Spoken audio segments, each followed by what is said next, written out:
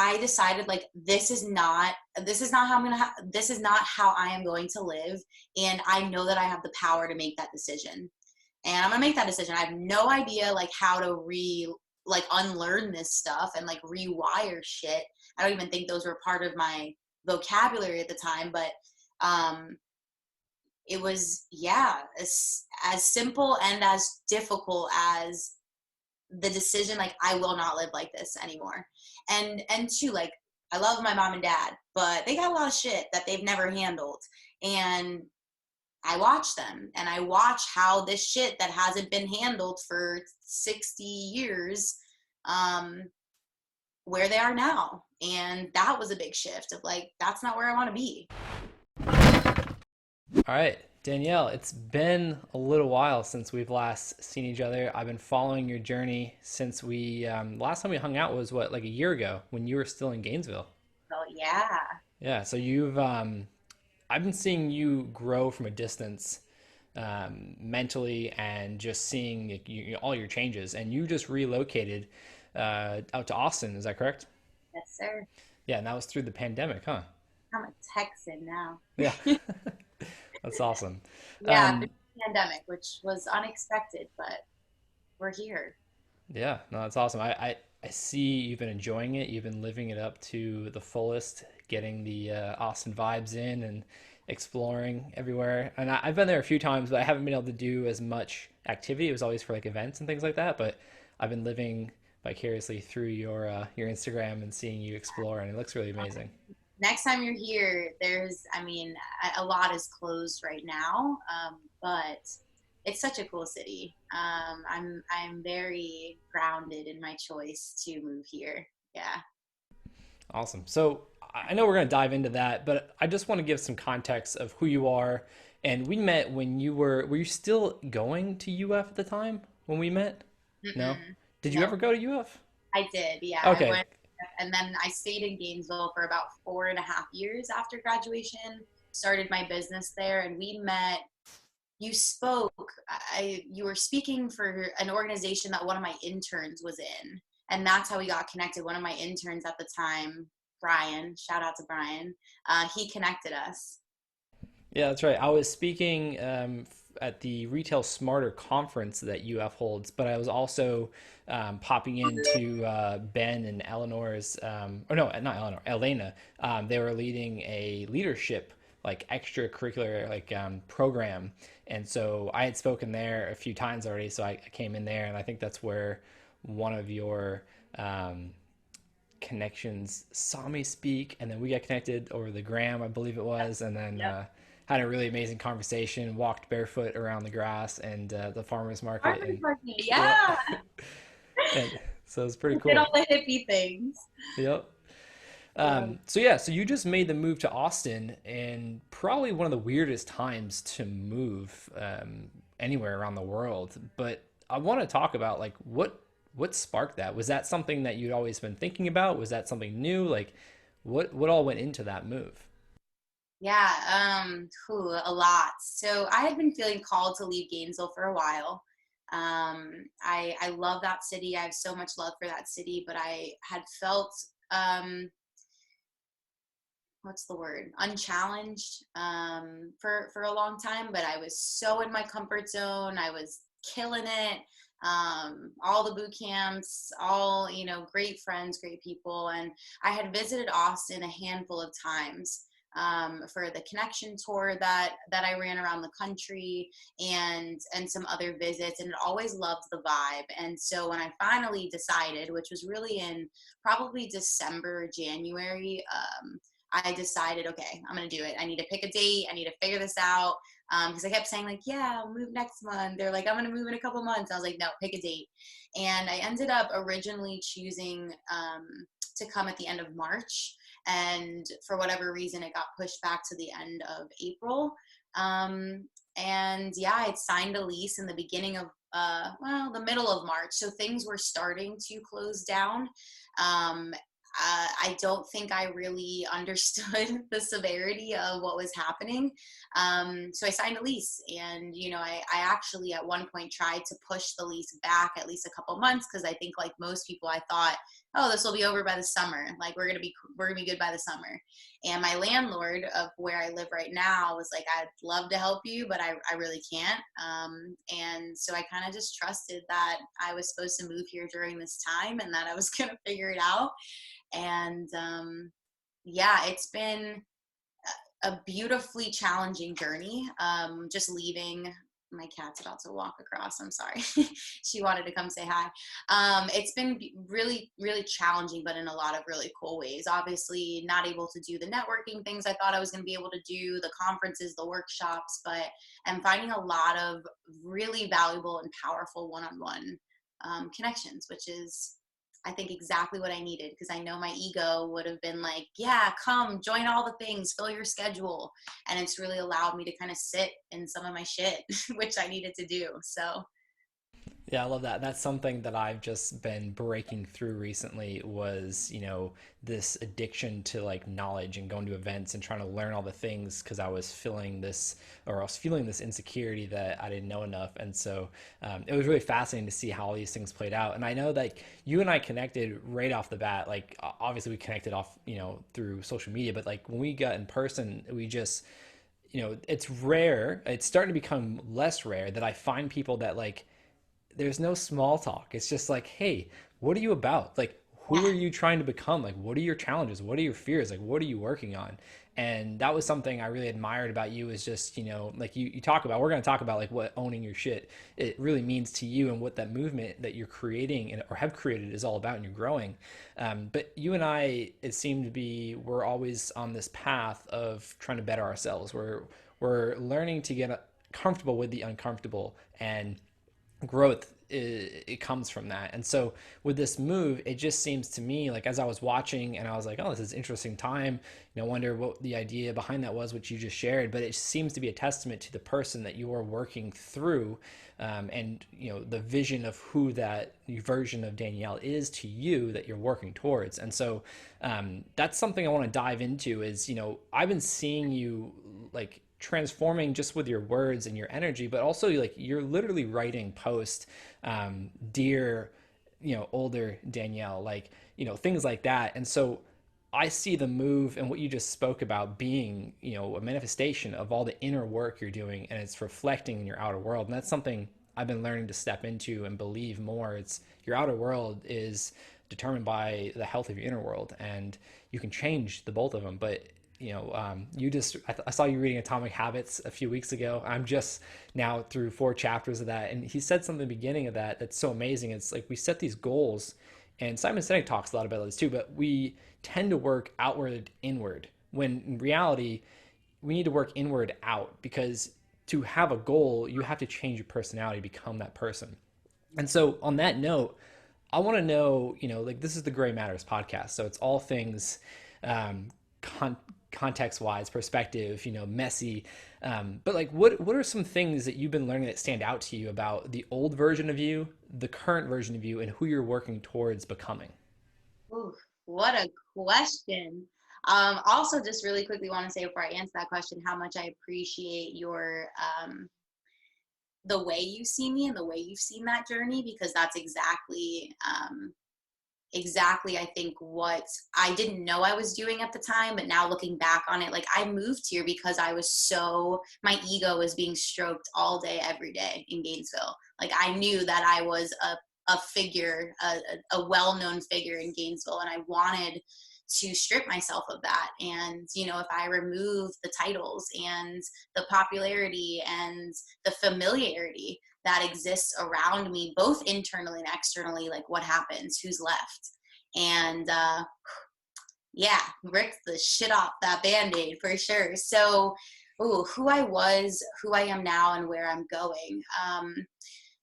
There's a lot to this. I'll try to keep this as brief as possible, but I think I realized how programmed I was, like most people, how conditioned I was to climb this ladder, this invisible ladder that I had created in my head that existed in this world. And, I was doing all the things, right? I was little by little, like got into UF, got involved, got great internships, was really on this conveyor belt of sorts to have a great full-time job. And I imagine if I had taken that path, I would have found my way to climbing the ranks in that job. And um, one day I kind of realized, like, shit, I've never really actually asked myself what happiness or success or fulfillment or wealth really means to me. And when I start to define those things, I'm like, what I'm doing isn't really aligning with what these definitions are. And so that was kind of one piece, is realizing I've been climbing this ladder, and I've been really gung-ho thinking that I'm like checking all these boxes off. But at the end of the day, like, what is actually really important to me? So there was that whole thing. This past version of me, and also like really diving into, so this is kind of moving into present Danielle, really diving into a lot of inner child work, a lot of my stories, a lot of like how I was raised and how that has translated into the person I am today, and things that trigger me and why they trigger me. And I think the person that I am working to grow into is somebody who is not only like self-aware, but like really curious and excited about the things that I find about myself. And I'm definitely getting to that place where like I'm like, oh, there's that thought again, like, you little sucker, like that inner critic thought or that ego thought. And this is so cool that I can start to recognize these patterns and recognize these thoughts, and just observe them and sit behind them, and decide for myself, what do I believe to be true, instead of just becoming that thought as soon as I think it. Which is very much where I was living. And so, yeah, I don't know if that answered your question, but it's definitely been this journey of first waking up to who I was and what I was doing, because I was very much like on that robot conveyor belt path. And when I finally jumped off that conveyor belt and saw where my life was headed and decided that's not really where I want to go, it became now diving into like, well, really, who am I and what do I want? And so that was the awareness piece. And kind of where I am now is, I believe I'm really stepping into the ownership piece of like, this is who I am and this is what I want to do, and trying to bring as many people up along with me. Yeah, I love that. And you said so many words that stand out to me with two different people that I love following from a distance, call them virtual mentors. Maybe I'll meet them one day, but Dr. Joe Dispenza and Dr. Nicole LePera. So I'm not sure if you're familiar with Dr. Nicole. On Instagram, the holistic psychologist. Oh yes, okay. So I know her as the holistic Yep. psychologist, not her by her actual name. Yeah, so the both of them, they use so many different words and so many similar words that you just spoke about, like inner child and observer, and really observing, who you are in the moment, and is that aligned with who you feel you are deep down and where you want to go. And what I'm working through, it's been 4 or 5 months. I hired on an NLP coach, neuro-linguistic programmer, and she's phenomenal. And she, has been able to help me see what I can't see. I've gotten to a level of growth on my own with looking out towards, different virtual mentors, books and podcasts, which is an amazing time wherein we can learn from the people we admire in all different platforms. But at the end of the day, you have to have people that can see things that you're not emotionally attached to. And she helped me see my addiction to knowledge, which stemmed from insecurity when I was younger, and all these other emotional baggages that I've been hanging on to that have been holding me back. And so I just love bringing that up because of what you just mentioned. Those two people stand out to me significantly and have brought a lot of value to my life and have allowed me to, become humble enough to reach out for support and to trust in myself to do so. And on that note, you mentioned the word ego many times, and that's something that has transformed from my understanding over the years where, and I see a lot of people think about this, in this context. They think of the ego as like you're trying to be like this overly confident, like, it's, I don't know how to even put into words anymore, but like what I used to think of it was like this negative context. And at the end of the day, it can be negative or positive. It depends on how you look at it. But from my perspective, it's the facade that's running the show. It's that program. It's that autopilot that we're unaware of until we do become aware. And so, what do you define the ego as, and how have you seen that transform in just your past few years? Ooh, what a question. I'm loving these. I'm loving these. I will say I'm also honored that you thought of Joe Dispenza and you thought of Dr. Nicole. for when I said those words, because I look up to both of them. I'm actually reading right now Breaking the Habit of Being Yourself by Dr. Joe Dispenza. Super It's one of my powerful. favorites. Yeah, and it's very much like that's the journey I'm on, and the journey that I'm taking a lot of my clients on. And I love that you asked the question is what is the ego? And I want to start with what I thought the ego was, because I think it's really important to kind of go there and kind of define what I think it is now.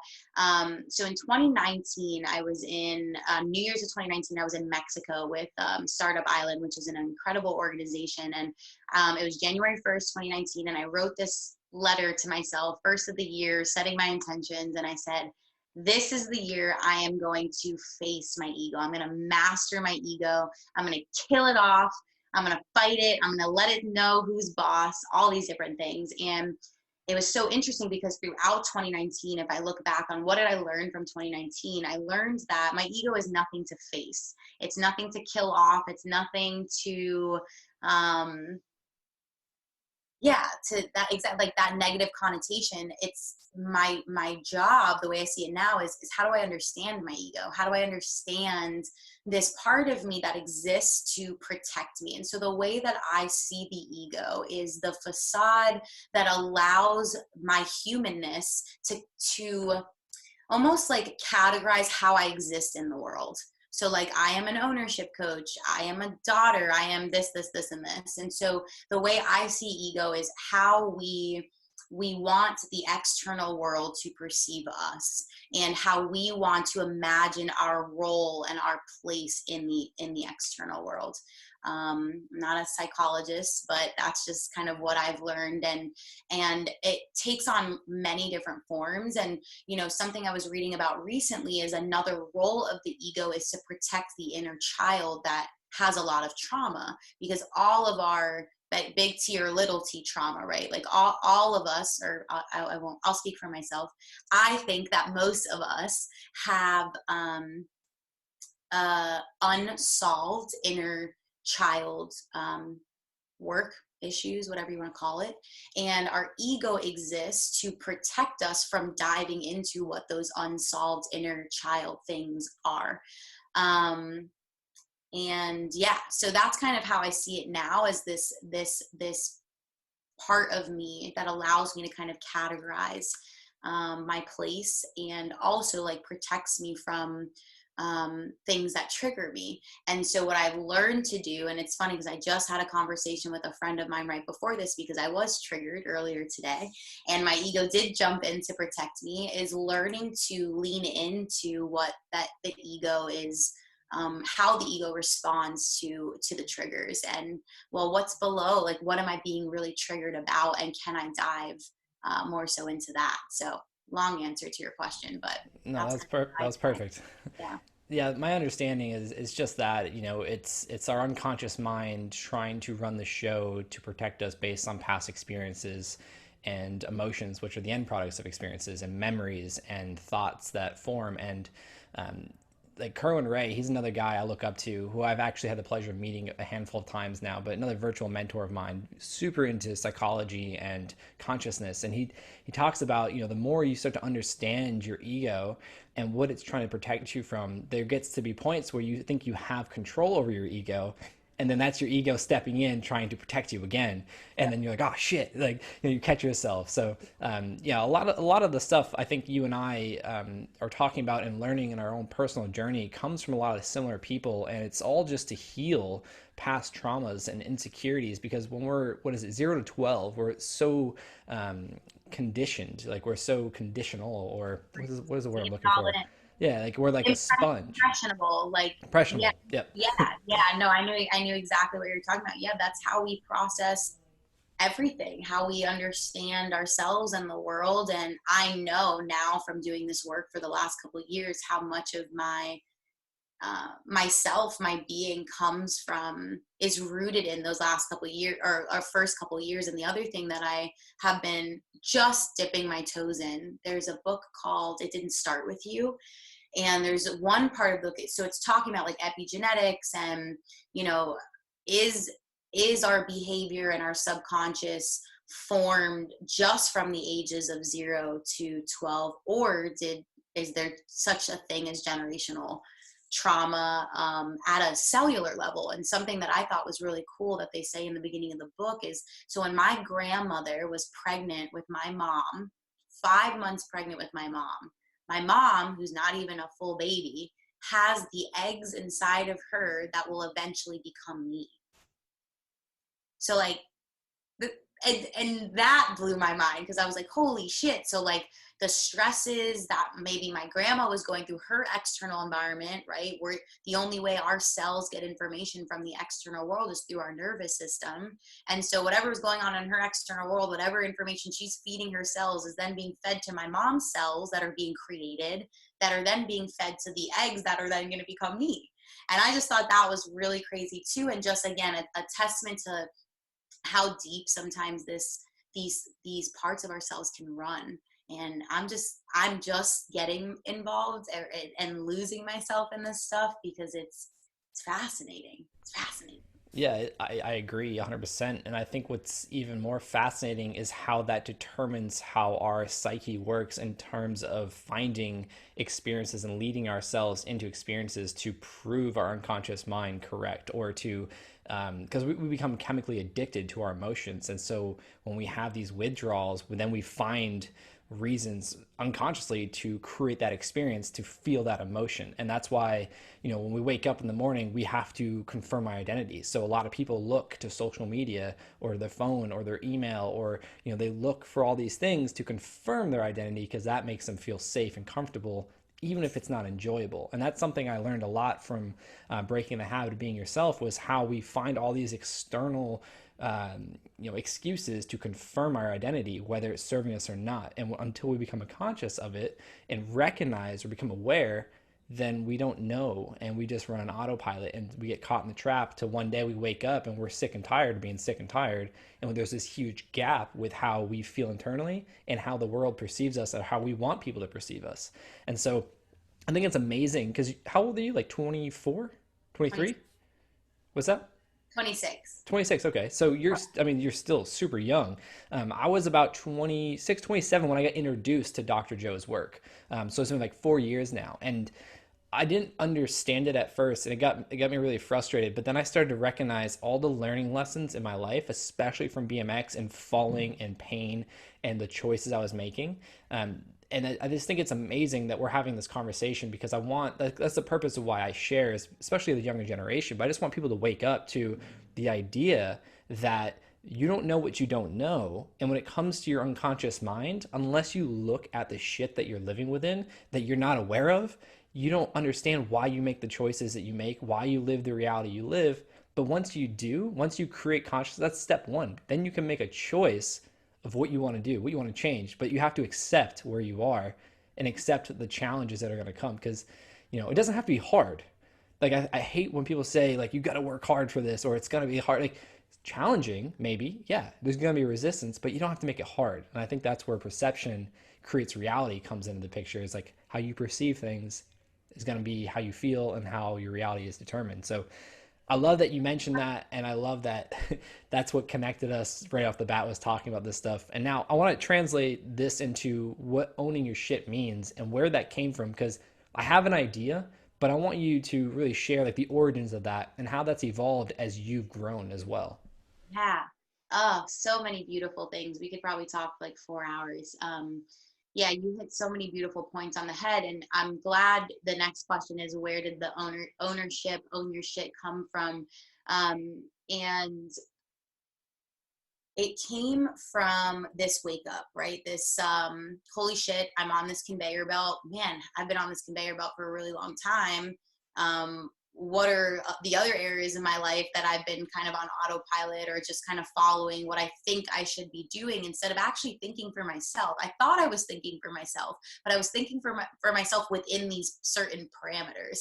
And when I realized that I was thinking for myself within these parameters, I was like, what does thinking look like and feel like if there are no parameters? If I say, F the conditioning and these rules that I was taught that were passed down from generations, what does that world look like? And so owning my shit really came from like stepping into my truest self. And I that's I don't love that phrase because that's thrown around all over the place now.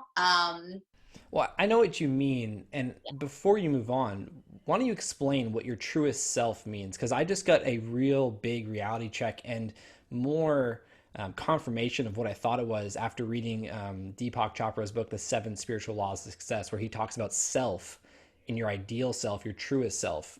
But I'm just curious, like, what does that mean to you? Because some people may think that's like woohooey or whatever, but like there's a real objective and subjective like definition of that. So like what does that mean to you? Yeah, I think for me, my truest self, if I, and this is a daily practice, if I can learn to really listen, um, and like sift through the conversations and thoughts that are going on in my head, what does that like, I call it like my spirit mama voice, is like this cool, calm, collected, that's who I'm working to listen to more and more. So this person, this part of me that is seeing things for what they are, not what I want them to be, or what I expect them to be, or what I have been taught that they should be. And showing up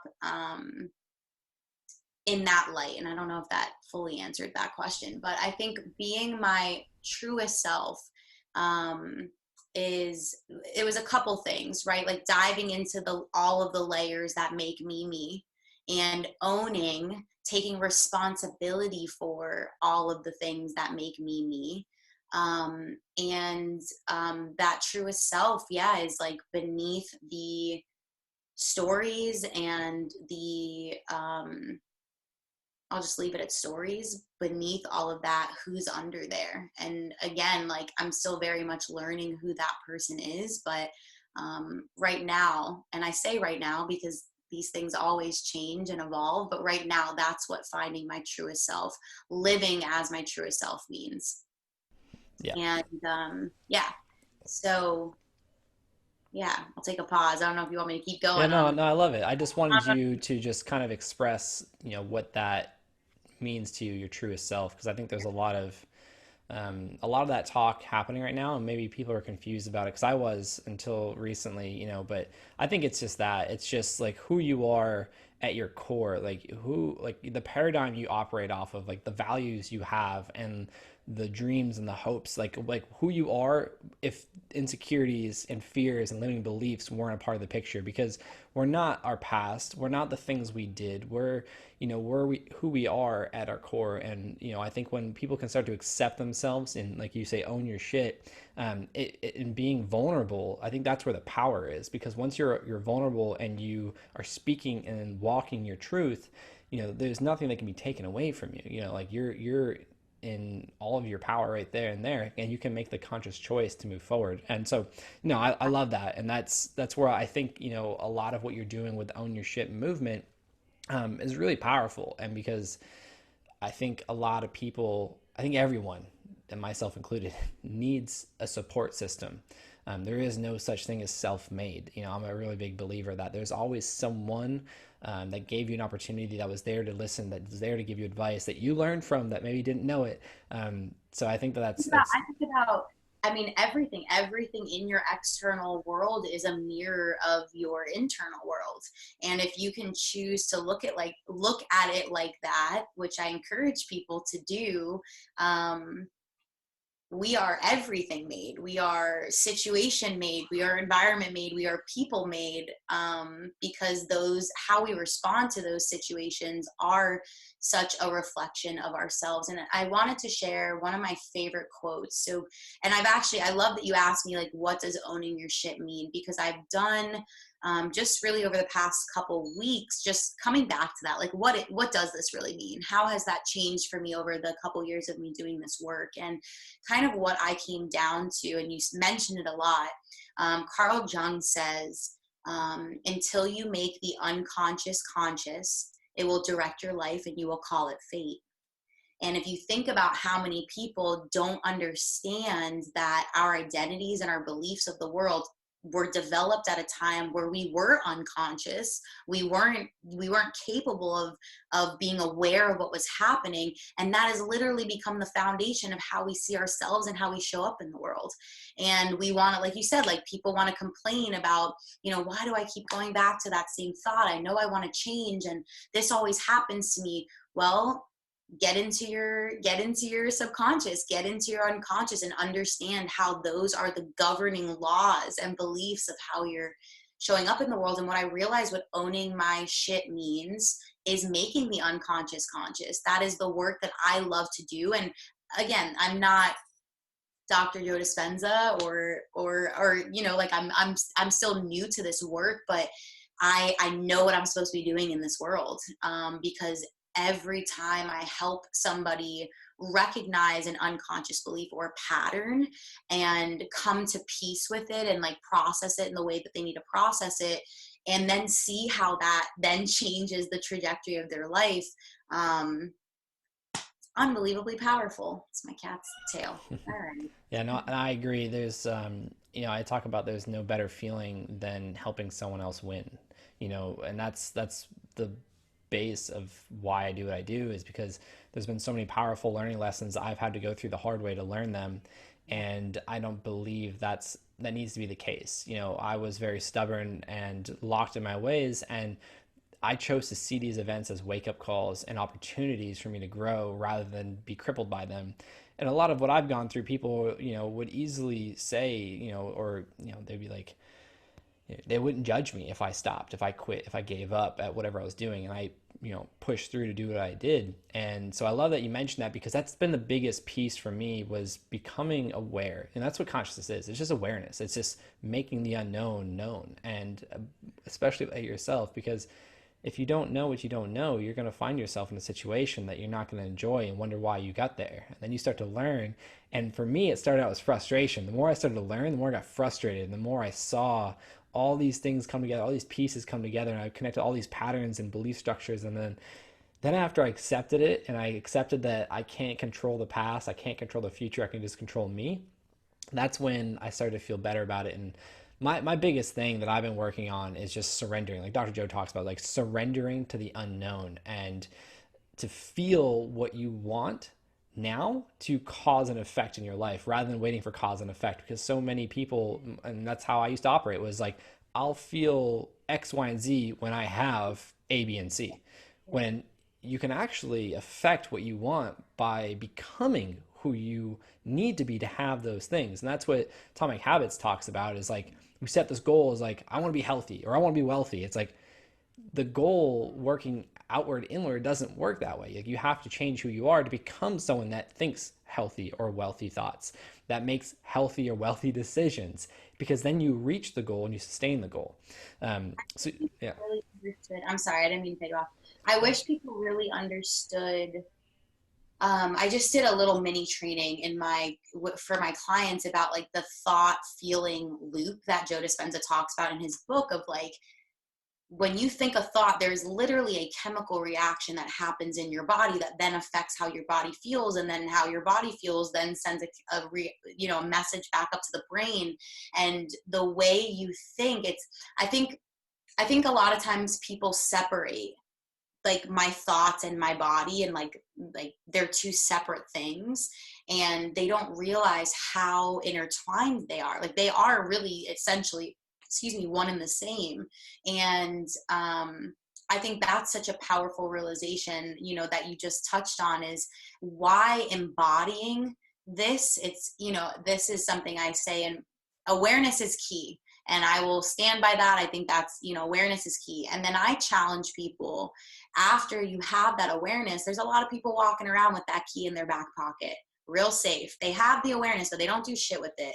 And that's where the owning of your shit comes in. Like, you got to start with the awareness, and then you got to own the shit that you just became aware of, if you actually want it to change. And again, I'm rambling a little bit, but I love what you said about, you have to embody who it is that you want to become. And it's not just about thinking positive thoughts of like, okay, well, I'm just going to read my mantras and my affirmations. Like, yeah, that's going to help you. But how do you get to like the root? Like, you have to one of my coaches says, like, you have to rip the weeds out.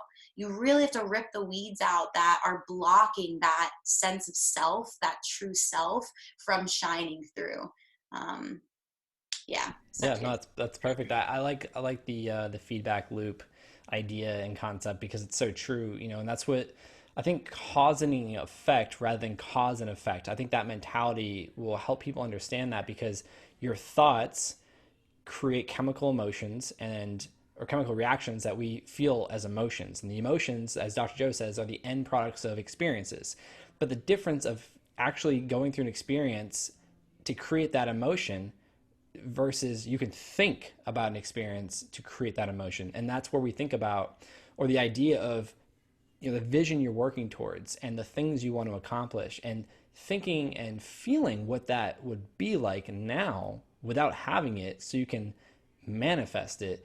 And to understand, like, your thoughts create a chemical reaction the same way as going through an experience in, it's still real time, but like externally. And so I think that was something that was really huge for me to understand, and why I was getting frustrated with affirmations. And when people were, and Dr. Joe was like, affirmations don't do anything if you don't feel them. Because if you are saying, I am healthy, I am wealthy, I am, all these things, but then you look in the mirror and your external environment doesn't show that or reflect that back to you, then you start to feel lack and sick and tired and all these things. And so, yeah, that's an amazing point. And I'm at the part in Atomic Habits where he's talking about the loop and the different stimuli and the rewards and all these things, and how it just continues. And it's crazy because we're just basically cycles of thoughts and emotions and feelings, and that We dictate how are we move. patterns. Yeah, we are very powerful patterns, and it's done for a very legitimate purpose, right? Like, to survive. These patterns exist because at our core of our existence is survival and reproduction, and that hasn't gone anywhere. As advanced as we are mentally, like, we're still working with a lot of the same hardware as our ancestors in terms of why are we here and what are we here to do, and our brains create these patterns to fulfill those needs, to keep us safe, to help us survive, and to help us reproduce. And I think if people could really understand that, um, and if more people work to understand that, they would see that that change is absolutely possible, and not relying, like you said, on the experience having to happen before you can feel a certain um, feel a certain way. Yeah, Yeah. for sure. So what event occurred in your life that changed the direction you were going, that like inspired you and challenged you to look at yourself differently and audit who you were, like your state of being, the way you thought, the way you felt, and the way you acted? Like, there had to have been a moment that comes to mind where something occurred, or there was just like this light bulb moment. Like, was there one, and what was that? Yeah, so there wasn't one moment, it was a series of moments, and it happened like really going into my senior year, like junior, senior year of college at UF. One of those was an internship I did. I'm not going to say the name of the company, but I did an internship with a really great company, and I still believe is a really great company, but it just wasn't the right company for me. It wasn't the right role for me. And, I was in a fulfillment center for 3 months, like in this, oh my God, like trap of a building with like no windows, like 1 million square feet. It was crazy. And I don't know. I kind of realized, like, damn, is this really what I've been working so hard to do? Where like I couldn't, you had to go through a bunch of red tape, and I couldn't be creative, and I couldn't express myself. I couldn't curse. God forbid I said shit. And like, I love to curse. Like, that's so a part of me and so part of my brand. And, all these ways that I felt that I had to conform to what a brand and a society had told me I had to be like if I wanted to be successful. So that was kind of like the shift in more so like, I want to start my own business.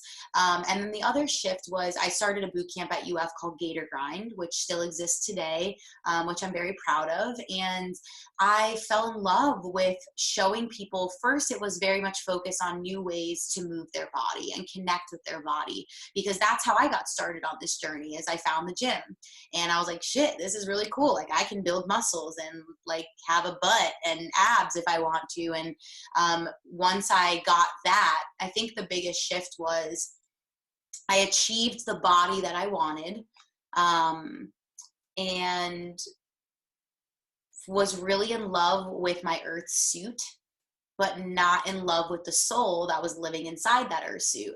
And I remember having, like, looking in the mirror multiple times, like really proud of the muscles I had built and how I looked and all these things. And then asking myself, why do I still feel like shit? Why do I still not feel excited about myself and about this life and what I get to do? And it was because the mistake that I think a lot of people make is I was focused on the external. And that was really the shift of like, all right, well, if I really want to find happiness, whatever that means to me, and success and fulfillment, whatever that means to me, I need to get to know this soul that is living inside this earth suit, because I am so much more than my body. And that's a whole nother story, because my whole life I'd always been commented on my body and da da da da da. And that's a whole nother story about my attachment to external validation and my looks. But I think those were like, that period of time were the defining moments of like, I did this internship and I'm kind of waking up to like, yeah, this is a huge brand I'm working under, that all of my friends, when they found out I was interning for this company, were like, that's fucking amazing. Like, how did you do that? Da, da, da. And I'm like, why am I not excited about this at all? And kind of realizing that, and then also realizing, you know, I had the body of quote unquote my dreams, but still felt like crap. And so when I went on my journey of peeling back these layers of my own soul and my awareness of myself, this was at a time where I was training a lot of other people, specifically more so women, to get the bodies of their dreams, and I could help them do that. And I got a lot of women there, and then realized, like, then what? You know, I'm not really solving their problem. A lot of people come to me thinking like, I need to lose this weight, I really want to look this way, when it's way, way fucking deeper than that. It goes so many levels deeper than that. And again, long answer to your short question, but that's kind of where the shift happened, was there's way more, and I don't want to just change people for 30 days or 90 days. I want to shift people for life. I want to wake people up to themselves. I want them to take radical responsibility over the deepest parts of themselves, to own the shit out of all of their making, all of their being, to live a life that is true to them. So here we are, and what I'm trying to build and what I'm doing and what I'm trying to continue to do. Yeah, no, and it's easy to see that, and it's easy to see the passion not only in this conversation, but just from all the things you share, and the authenticity and the drive to change. And that's something I think you and I share, is this drive to change perspective in how people see themselves and how they see the world, because that's exactly what we're doing. We're not shy or shying away from being vulnerable and sharing, like, here's our flaws, here's what we're working towards, here's what we're learning.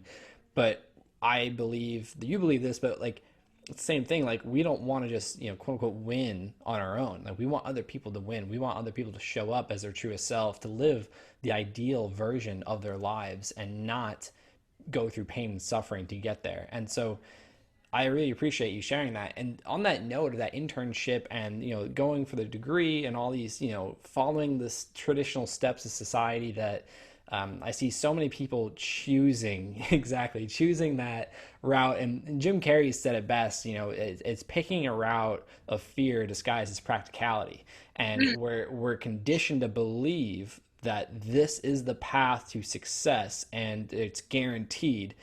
No longer the case. But what was it inside of you that, you know, you mentioned the moment, but like, what was it at your core that was just like, no, and you developed the courage to just go off the script and create your own? Like, did you have a plan? Did you have a vision? Or were you just like, this doesn't feel right, I need to shift lanes now? Yeah. So what was it that was like, no? There was so much chaos happening inside of my mind, and like also in my body. A lot of tension, constantly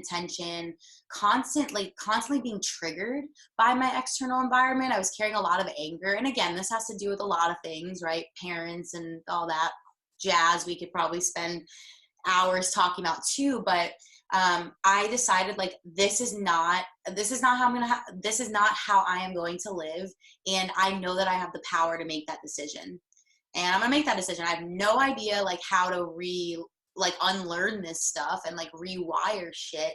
I don't even think those were part of my vocabulary at the time, but um, it was, yeah, as simple and as difficult as the decision, like I will not live like this anymore. And two, like I love my mom and dad, but they got a lot of shit that they've never handled, and I watch them and I watch how this shit that hasn't been handled for 60 years, um where they are now. And that was a big shift of like, that's not where I want to be. And again, I know that I have the choice to change that. And so that's kind of where it was. And you asked the second part of that question. I don't know if I answered that all the way. I'm Yeah, sorry if no, I did. that was great. But I also asked, did you have a vision? Did you have a plan, or did you just go all in on the unknown and just make it up as you went?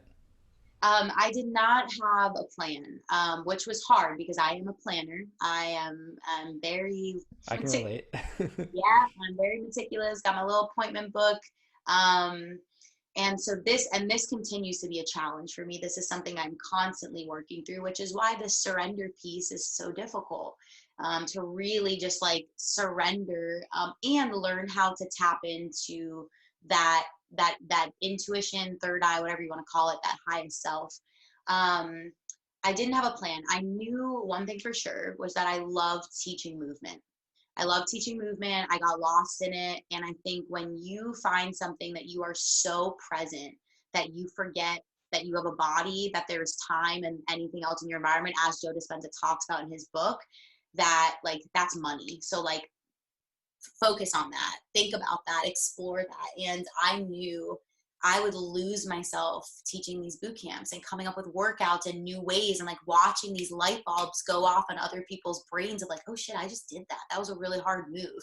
And I didn't think I could do it, and I did. And so that's kind of where it started. And I recognized what that feeling was, that feeling of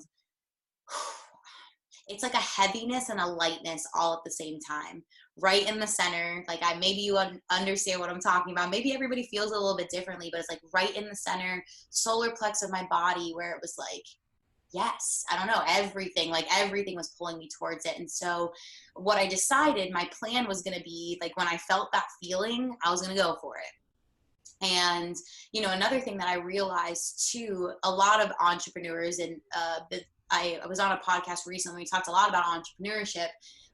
I was taught you need to have a business plan, and like you need to know this and this. Like I have never had a business plan. I'm so sorry to my UF professors that drilled this in my brain that I should have a business plan. I do not have a business plan, and I'm okay with that, because how is somebody, and this is for me, how is somebody like me supposed to have a business plan when I am evolving every single day? And as I evolve, my business evolves. So I have this Own Your Shit 90-day transformation program that looks one way right now. That's just going to change by the next program because I changed. And so I just continue to kind of follow those feelings. And something that one of my previous coaches said, which I really resonated with, like, if it's not a fuck yes, it's a no. And I have to like check my ego, like, is this really a fuck yes? Like in my solar plex, in the core of my being, do I really feel this? And yeah, that's what I've been running with for the last 4 years. Yeah, no, that's great. I mean, I'm the same way. And I know you know a little bit about my story, but after the third brain tumor diagnosis in 2017, I just decided to walk away from the dream I was living on my own terms to help people to fulfill my purpose, because that's the journey I feel I've gone through, is from self to purpose, and I see that in you as well. And a friend of mine shared that concept with me, who is a little bit older than I am and a little bit more life experience, and he shared that, and I was like, damn, that makes so much Like self sense. purpose. Off self on purpose. And I've seen so much change in my life for the better, And that's not to say there hasn't been challenges. You know, I've gone through, just in the last 3 years, I've gone through so much shit. But it's just having that intention to help other people, that focus on bettering myself. And you know, my coach says this: your level of personal growth is directly correlated to your level of success in other aspects of your life. And so when you and I are working with people that you know, may have X, Y, and Z, but they are unfulfilled, or they're overweight, or they're tired, or whatever, it's like, you know, like you got to get aligned with what you want, and you got to work on yourself and your inner world, because that's going to directly reflect your external world, like we've mentioned many times. And something I want to ask you is, I know there's people probably listening that are like, all right, that's easy for you to say, you're young, or you don't have kids, or you don't know what my life's like, or whatever the excuses are. But at the end of the day, what do you say to that? Because I'm sure you had, you know, your own fears and limiting beliefs. Like, it wasn't easy to do what you've done, and I know that from my own experience. You know, but there's people that are gonna say, well, that's good for you, but I'm here and I can't change. Like, what do you say to that? Ooh, I mean, you have to want to bad enough. And I know that's another like roll your eyes at statement sometimes, but Roll your eyes statement, because it's true. because it's true, right? And yeah, it's like people um they're so they're so stuck, I think.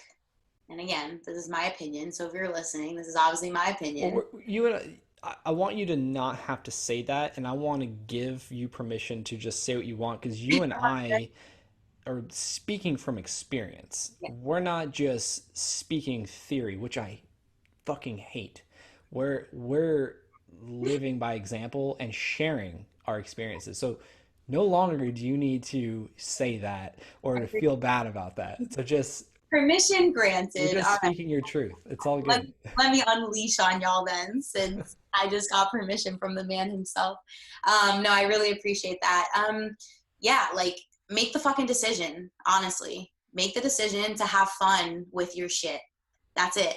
And I get it. Like, I don't know everybody's experience and life. I also, you know, we could go levels deeper, but like, I understand my white privilege, and I understand there's a lot of like how I got to where I am, that I was given a path that's very different than other people's. But I also know that we all have the same power to zoom out and bring awareness to our limiting beliefs and our thoughts um, and our environment. And you can't always change your external environment, but you can always change your internal environment. I don't care if you're broke. I don't care if you are disabled. You have the choice to change your internal environment and the way you see yourself and the world.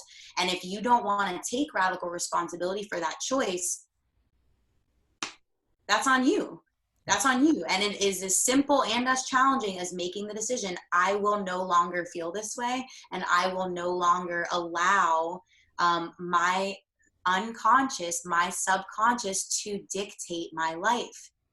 And people don't want to, it's hard. This is a practice that I do every day and will do the rest of my life.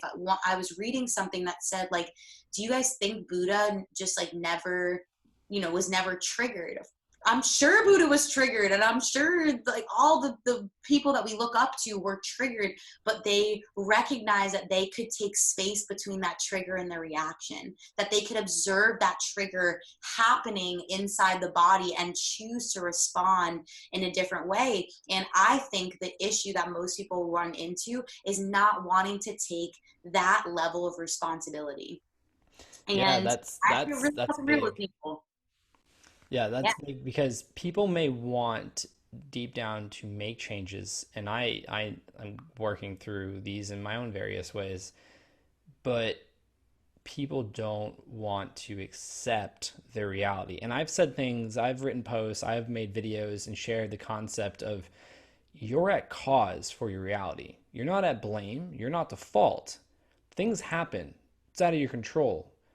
But whatever excuse you want to say, the best thing I ever heard was Gary Vee was saying something to someone, was like, well, you don't know this and this and that. And he's like, yeah, cool. And like, what? Like, You know, like I It is didn't not choose to get always your diagnosed with a fault. brain tumor. Like I didn't choose to have all the other things happen in my life, but I can choose how I react. I can choose how I move forward. And when I heard Dr. Joe talk about, he's like, I get triggered. And I, for a second, like when you're listening to people that you see, like you like see them as like, oh, they seem to have shit so together. Like they're this guru, like, and then they say something human and you're like, oh shit, he's like me. But he was like, I get triggered. I just got triggered this morning. But the difference is that I can recognize it, I can observe it. And that's the thing about judgment to yourself, to others, is I don't believe anyone has the audacity or should have the audacity to judge another person because what you go through, I can't comprehend. And what I go through, you can't comprehend. We can relate, we can try to understand, we can empathize. But what my journey is has nothing to do with your journey. And just because you have kids or you're older or younger or shorter or different color or whatever, like we all live in the same world. And like you said, we all have the same power. And that's how we choose to see our lives and to accept our realities and make a change or to dismiss them and be at happenstance to whatever happens in the world. And I think it's very powerful. Yeah. And again, this goes so many layers, right? Like something that I'm thinking of is like obviously like what's happening in the not what's happening now in the world, what's been happening in the world with like Black Lives Matter. And I don't want to talk too much in depth about this because that's not the focus of the conversation. But, you know, I have many Black friends that we've had discussions of like, how am I not supposed to get triggered by an environment that has literally oppressed me and my ancestors for thousands of years, right? Let's be real. And again, it's not so much the work that we're in. It's I can't tell you that you're going to change the external environment, but I know that you can create so much inner peace and and love and just yeah, taking radical responsibility over you and what you can control. And yeah, it just, there's so many levels to it. There are really are. And again, like, it's not that I don't have empathy for situations of people that I know have faced some really crazy shit in their lives. And then when I ask them, like, have you ever, you know, observed? Have you ever thought about where these things came from, where you learn these things, why you're triggered by these things? And the answer usually is no. Yeah. And yeah, yeah. Well, that's what's interesting is because the more inner work I do, the more I'm able to empathize with other people because when someone, maybe triggers me with something they said, whether it's, from afar or it's in person or I overheard it or something they did, whatever it may be, I tend to think now, like, damn, like, I wonder what happened to them when they were younger. Like, that's where my mind goes now. Like, we have, and I don't want to get political, but we have a leader of our country that says the most absurd shit ever, and people will hate on him, people will be in favor of him. And I'm just thinking now, I'm like, man, like, I wonder what this person has gone through to say some wild shit like that. And I think that's the key is the more you learn to hold a space with yourself free of judgment and focus on that, the more you can see other people and the less you get triggered. Because at the end of the day, your getting triggered is your fault. It's your choice. No one's doing that to you. And I think every time that, and this is something I believe about myself and that I've learned, is every time I say X, Y, and Z made me feel this way, I give away my power. I give away the excuse, or I take on the excuse to show up that way. I hide behind whatever, whoever did whatever, said whatever, so I don't have to acknowledge my shit. I don't have to accept who I am, and that's hard. But at the end of the day, we all have our own things. We all have our own journeys, our own experiences, and what one may experience, the other person could never fathom experiencing. But we all feel pain, we all feel joy, we all feel the same things in just different ways. And I think once people can understand that we're all human, we all experience things in a similar manner, just maybe various different forms, we can empathize with one another and understand. And so that we talked about radical self love. And on that note, something else that we were speaking about before and that you mentioned was, just your physical image of your body and how people would perceive that and how you would feel about maybe how you perceived yourself and other people. So let's talk a little bit about that because I know that's becoming more of a popular topic in different contexts, and for Yeah. good reason. A lot of people feel isolated. Maybe they are in good shape, and people have always looked at them in that manner, and it was difficult for them to keep that. Or maybe the opposite. Then you get into the male and female and sexual views and all these things. So I know that's something you're really big about. You mentioned, your what did you say? Your human suit or your body suit? My earth suit. Your earth suit, yes. So you have a unique perspective on that. So I want to just kind of dive into that from your understanding and maybe your experience around that. Are you asking like just specifically around like my image of self-love? I just want to be clear because I will Yeah, ramble. just your self love, but also how that ties into your physical appearance. And because you mentioned you got to this place, a lot of people, a lot of women especially, want to get to, and then you weren't fulfilled. And that leads into the work you're doing personally and professionally. So maybe just bring us through the journey of like how that's started and like how you get to that point of like quote unquote success, and then you were missing other elements where you've now gone all in on, it seems like.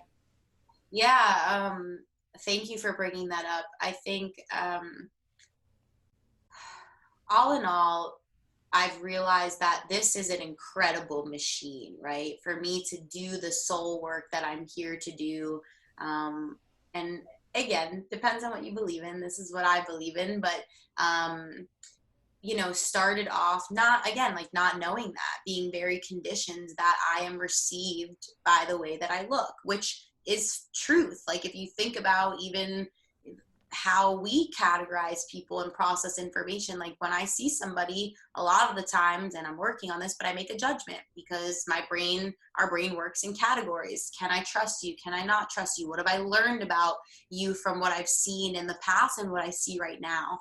And growing up, I was always on the smaller side, very petite, very underweight in elementary school, middle school, and in high school, and just kind of had like this little athletic body. And because society saw little athletic bodies as cute and fit and attractive, I identified with that a lot, and other people identified me as that a lot.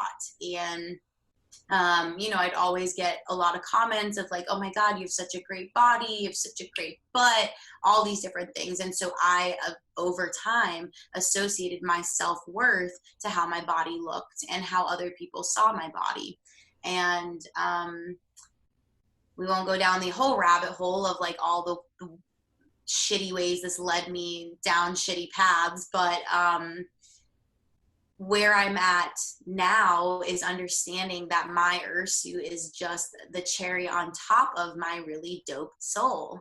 And that, again, like if we can get people to view their bodies, their Ursu as the vehicle for them to do the work that they are here to do, I think it can change a lot of people's perceptions of themselves. There's a lot of different Earth suits. There's a lot of different vehicles that exist on this planet, and not one of them looks the same. And it just sucks that there is a media that has identified a specific body type as being the vehicle when there's billions of vehicles that exist for us to do the work that we're here to do. So that's a little bit how I feel about it. The other piece that I feel is like self-love is really kind of thrown around a lot, this word of self-love. And I encourage everybody listening to ask yourself, what does that actually mean to you? And are you giving yourself unconditional self-love? And this kind of goes back to the inner child work, because it is when we are children that I think most of us learn that love is conditional. And then it's reinforced as we grow up. I get an A, I get praise. I look this way, I get praise. I perform this way, I get praise, I get love. And, it's dependent person to person, obviously. But then our idea of love growing up is that it is conditional. And, people throw this idea of self-love around. And I actually had this conversation with a client of mine this morning, who was going through something and not feeling, she was just feeling really guilty about feeling the way she was feeling. And, yeah, but I'm really trying, like, I want to get back to that place of self-love. Well, why can't self-love exist at all times? Learning to, again, like, own your shit and love yourself um, no matter what, no matter where you're high, low, zigzagging all over the place.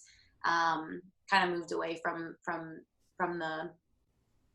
the body image thing, but that was a big journey for me, a big journey to learn to love myself unconditionally. When I was triggered and I cursed at somebody who cut me off, when I did something really nasty and immature, when I don't say the right things, like, I still love me. I still love me because I'm at this point of getting curious and loving the journey that I'm on. So I know that you kind of left that question a little open ended, and I like that you did, because I was allowed to take it a couple different ways. But that's been my experience, and it's still something that I'm very much healing. That I am not my body. My body is just part of what allows me to do the work that I get to do. And yeah, I wish more people would look at it that way. Yeah, and I love that you mentioned that because, when you are in love with yourself, then you'll start to see examples, or you'll start to see, what's the word? Dang, I can't think of the word right now, but you'll start to see your outer world reflect how you feel about yourself. And so people that want to change their physical shape of their body, once they accept their inner world for what it is, they don't hold judgment and they love it and they have grace, and then they think about, what that looks like, what that feels like, and work towards it, they'll, in my mind, get there sooner or be able to sustain that place that they do reach. But to say your body or external environment is who you are, I think that's where we get so confused. But like you said, it's so conditional. Like it's societal conditioning. It's within our own homes growing up. Like you get praise for doing well, and I went through that with BMX. Like I get attention, from my passion and my success in it. But when I wasn't doing that, people weren't really interested in me. And then when I went through the experience of the brain tumors, and then people wanted to hear about me more, I associated this, oh, like there's something about this that is important, and I held that as a part of my identity moving forward, not in a negative context to where I was identifying as like the brain tumor patient, but I was like, oh, I saw like the more I talk about this, the more people want to talk to me, and like that's cool. But then I learned how unhealthy that was, and then when I stopped competing, and then I went through the identity crisis of not doing something that validated who I was because of the attention I get, and it went away, and I was like, oh, what's going on here? And then I started questioning, who am I? Like, what am I doing? And then that led me to where I am now, and knowing that I am enough. And I think that was a big thing that stemmed from my childhood was, I didn't feel like I was enough unless I did something. And I've never really struggled with like my weight or like my physical shape. Thanks for being so active at a young age, but it was internal. I was like this emotional, broken younger child, literally and figuratively growing up, and then getting to where I am now, healing these wounds. And so it's easy for us to, be conditioned by external things, people, ourselves, materials, and but once we fix the trauma that's within us, we accept ourselves, we have love for ourselves, and we think about what actions are going to love ourselves. Because I see a lot of, and I don't know, I want to see how you think about this, but I see a lot of, especially in like the female context, like loving your body, but it's people that I feel like are pushing it in a manner that it's like, if you're overweight, if you're something like that, like, yeah, accept yourself, like love yourself, but don't be doing it with like these junk food ads and like photos and like it's okay not to exercise, like, because I don't see that personally. I don't see that as loving yourself, because what I am passionate about and understanding within health, So there's choices we make that are affecting our inner world, whether we see it or not. Um, biochemical. And so, like, what do you think about that kind of movement? And like, what's your perspective on what you've seen with, females sharing, like, love your body and like really promoting it's okay. Like, in my mind, it looks like they're promoting it being okay to be like out of shape, overweight, things like that. Yeah. No, this is huge. And I'm really glad you brought this up. And it's actually like the foundation for, or was a big, not the foundation, but a big part of a program that I ran throughout the holidays. Because what I was seeing around the holidays is all these people saying, I saw memes of like, oh, this is when trainers like up their, up their, like every trainer is coming out with a new program to keep you fit during the holidays. Like, fuck that, you're fine where you are. And like, yes, every body is a beautiful body. And what, just to the point that we were talking about before, I think when you really connect to your deeper purpose and you connect to your truest self, you start to care less about your physical body, because again, like, your purpose is in here. Your physical body is just a vehicle for how to live out that purpose. And you start to detach from, I need my body to look a certain way in order for me to fulfill my purpose. Because you don't need your body to look a certain way for you to fulfill the purpose and live your truest truth. So just tying a bow on that real quick. And then, I was seeing all these memes, and so I decided I was going to do my program anyways, because again, yes, every body is beautiful. There is not one body that looks exactly the same. You can put a bunch of littler petite women next to me, and we might have similar bodies, but our nipples aren't going to look the same, our vaginas aren't going to look the same, like our shape, my knee, it's not going to look the same. And this is a really interesting thing that there's a place in Georgia, clothing is optional, and there's places that exist like this around the world. And I remember I was there like on a weekday, and I was at the lake, and I wasn't wearing any clothes, and this gentleman was like swimming around, and we got into a conversation because I was uncomfortable, right? This is the first man that I'm standing in front of that I don't have a relationship with, that like is seeing me naked, and he could feel my discomfort. And he said to me, he's like, I just want to let you know, like, I want you to like basically like relax. I don't remember the exact conversation. He's like, but I'm not looking at you in that way. Like, and we got into this beautiful conversation. He grown up with nudist parents and was raising his child in nudist colonies. We got into this conversation. I asked him, like, how do you think you being raised in nudist colonies has helped or like has changed your perspective of the world? And he was like, well, I just realized like how different bodies were. Like, I've seen hundreds of, probably thousands of different breasts and nipples and penises and all of these different ways that like we manifest in the physical form. So there's that piece, that like every body is a beautiful body. And there is the piece of how are you nourishing and nurturing yourself? And this is a big issue I have, because it is not healthy for you to eat shit and feed your mind shit and your environment is shit, and then you say like this is self-love, because it's not. And you know what, to me it's not. And what I encourage people to do is ask themselves the question of, what is self-love to me? Despite the bullshit that I might have been taught growing up, what do I really identify self-love as?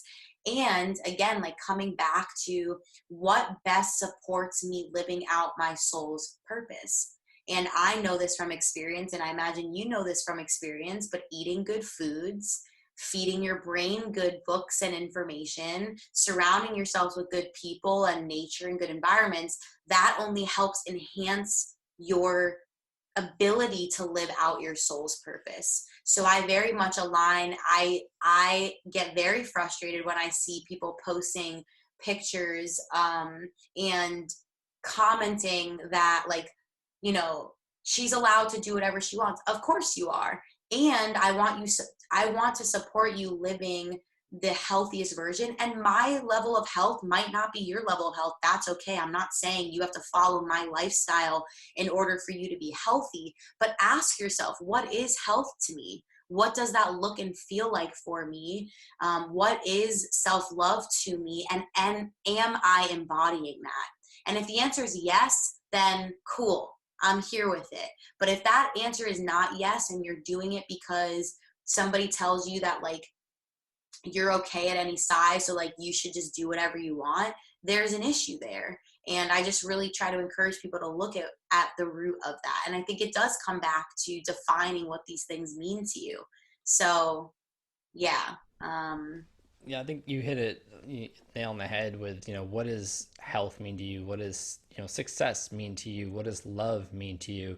Because I've learned that there's a lot of different definitions of love as well.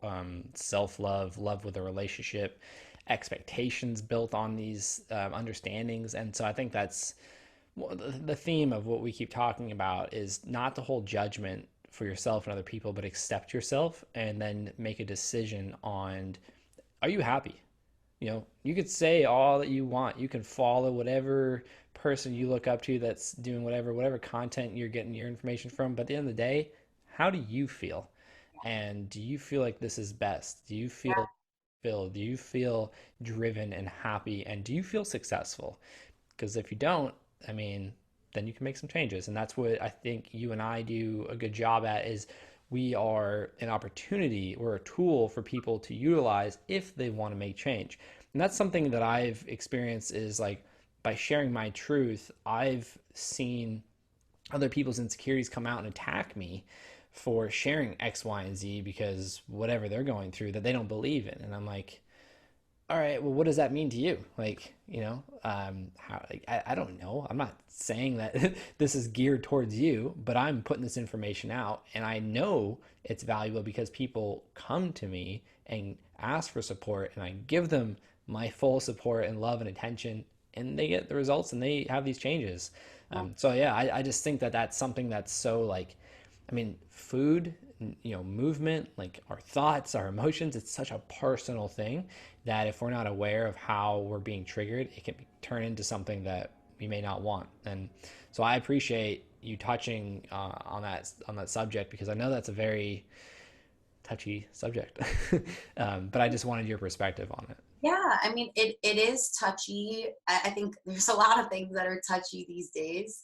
And, again, like you said, the theme comes back to define it for you. Like, I don't expect you to always agree with me, and to transform your life in the precise way. Like, I tell my clients all the time, like, I'm going to give you a blueprint for success. I'm not going to give you the answers. I don't give my clients the answers to the questions that they're asking, because I don't have your answers. Those are your answers, Yep. not my answers. I have my answers. We need to get you yours. And so what I guide them is, I ask them the questions to help them find their own answers. And I think that is key, and I want to share really quickly, because you had mentioned, like, defining for yourself, and like at the end of the day, it's like, what do you want? And this comes up in every podcast I do, so it's just, I'm not surprised it's coming up here. It's my favorite poem, and it's called The Man in the Glass. It's really old, and I have it memorized because I love it so much, and I've seen it. It's on my mirror. But it says, if you get what you want in your struggle for self, and the world makes you king or queen for a day, go to the mirror and look at yourself and see what that man has to say. For it isn't your mother or brother or wife whose judgment upon you must pass. The one whose verdict counts most in your life is the one staring back from the glass. He's the fellow to please, never mind all the rest, for he's with you clear until the end, and you've passed your most difficult and dangerous task if the man in the glass is your friend. That's the first half. I know the whole poem, but I won't do that to you. But, that was actually, thinking back now about the question you asked me of like a defining moment in my life, reading that poem. I think I found it in maybe freshman or sophomore year of college. That was a huge defining moment, because I wasn't happy with the person staring back in the glass. I was relying on other people's validation for me to make decisions and to do what I did. And like, should I, and always looking for other people to give me the answers, when I had all the answers if I would have just slowed down and took time to listen. So I hope that poem resonated with you or with anybody listening, that at the end of the day, it's not about what I think.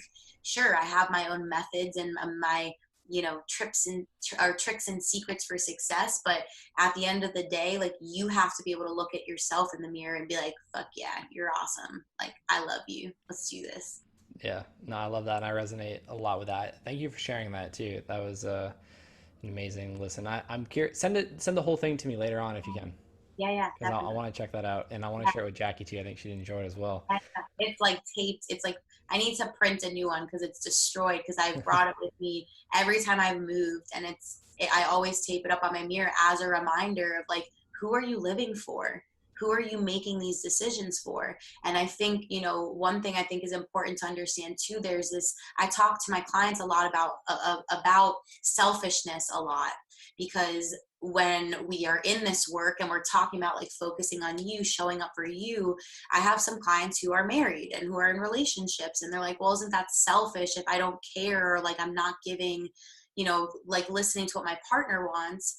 And I just encourage you to think about how much more you can give, how much less you would be triggered if you showed up for yourself first, if you knew yourself well enough, if you fell in love with yourself enough to not be triggered in your relationships probably as many times as most people are in their relationships, because they don't look at this stuff.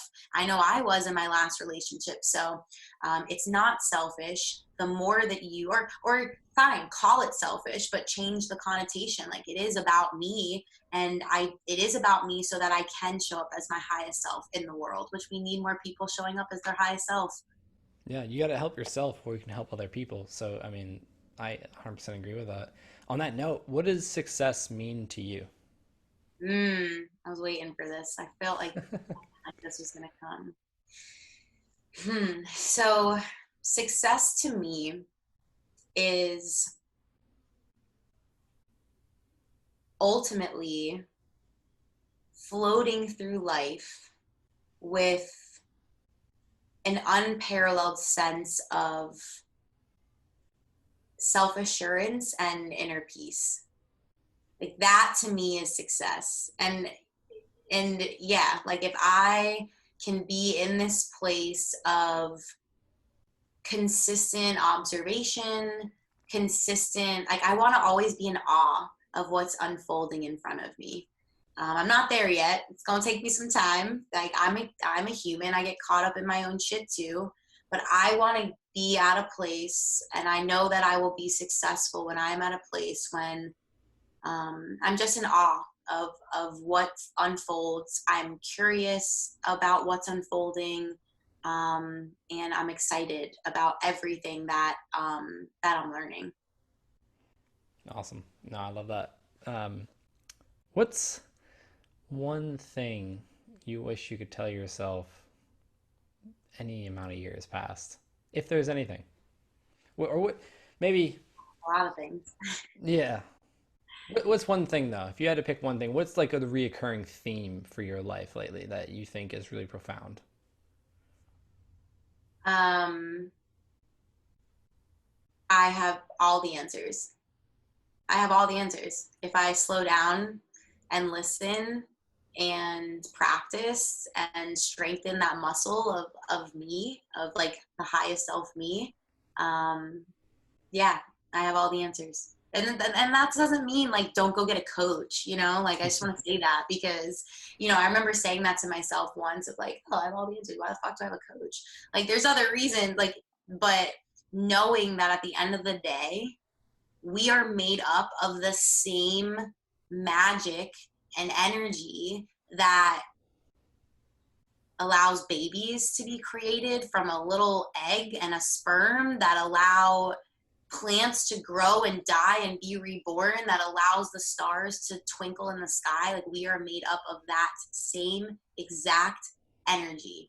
And if you really understand that and believe that, how are we not full of fucking magic?